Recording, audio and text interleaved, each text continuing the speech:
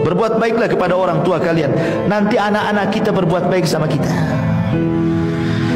Kalau kita tidak berbuat baik sama orang tua kita, nanti anak-anak kita Allah kirim yang durhaka dengan kita. Betapa banyak anak-anak yang kita sayang waktu kecil, ketika dia sudah tua, kita sudah tua, anak-anak sudah besar, kita sakit, tidak ada yang peduli dengan kita. Ya.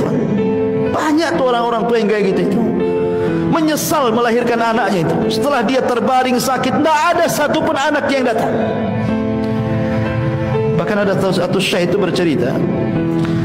Jadi ada dua orang tua itu, suami istri, sudah nenek-nenek. Qadarullah meninggallah istrinya. Secara otomatis karena sudah tua bapaknya ini harus ikut kepada anak yang paling tua kan gitu. Dibandingkan kepada anak-anak yang muda-muda karena semua sudah kawin. Akhirnya kemudian orang tua ini ngikut kepada anak yang paling tua. Sehari dua hari tidak ada masalah. Seminggu dua minggu tidak ada masalah. Sebulan dua bulan mulai ada masalah. Istrinya tidak suka dengan dia karena hidup satu rumah. Ya. Entah kenapa istrinya kemudian ngomong sama suaminya setelah perdebatan yang panjang, meminta supaya bapaknya jangan tinggal di dalam rumah katanya. Lah kebetulan di samping rumah itu ada kamar khusus untuk sopir. Akhirnya disepakati bagaimana kalau kita letakkan saja orang tua itu di kamar sopir saja. Jadi dia terpisah dari kehidupan kita di dalam. Akhirnya anaknya yang paling tua ini membujuk orang tuanya dan mengatakan sebaiknya bapak tinggal di luar saja. Itu ruangan lebih bagus, cahaya matahari masuk, angin juga masuk, macam-macam alasannya. Orang tua paham, namanya sudah tua. Sebenarnya paham, tidak mau berdebat saja dia. Ya. Akhirnya dibersihkanlah itu kamar supir itu, diletakkan di situ. Satu hari dua hari masih ditengok, dua tiga hari masih ditengok, sebulan dua bulan sudah mulai dicueki. Ya kadang ditengok kadang tidak. Memberi makan pun pada awalnya dengan piring. Ya dikasih piring, kemudian dikasih gelas gitu ya. Baik-baik dikirim tuh. Tapi lama-lama bosan. Terkadang pakai kresek, terkadang pakai piring, sudah tidak menghargai lagi.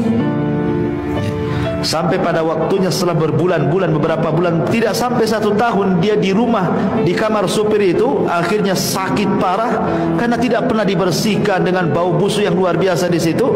Meninggallah kemudian ayahnya. Meninggal. Uqukul walidain. Coba bayangkan.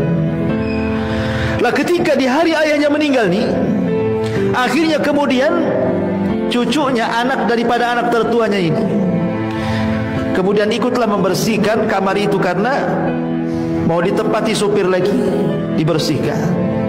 Ketika masuk bau busuk yang luar biasa di dalam itu, sampah berserakan, gak pernah disapu gitu.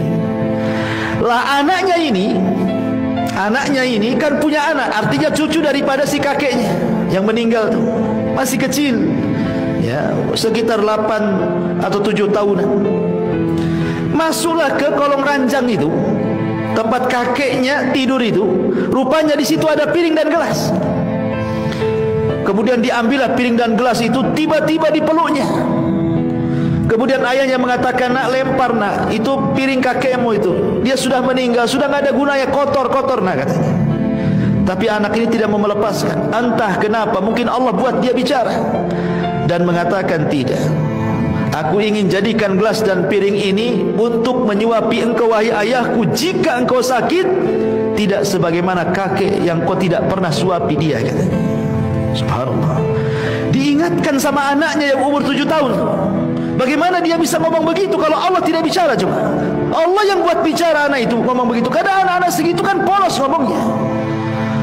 Dari situ dia menyesal, dipeluknya kasurnya, menyesal saat jadi-jadinya.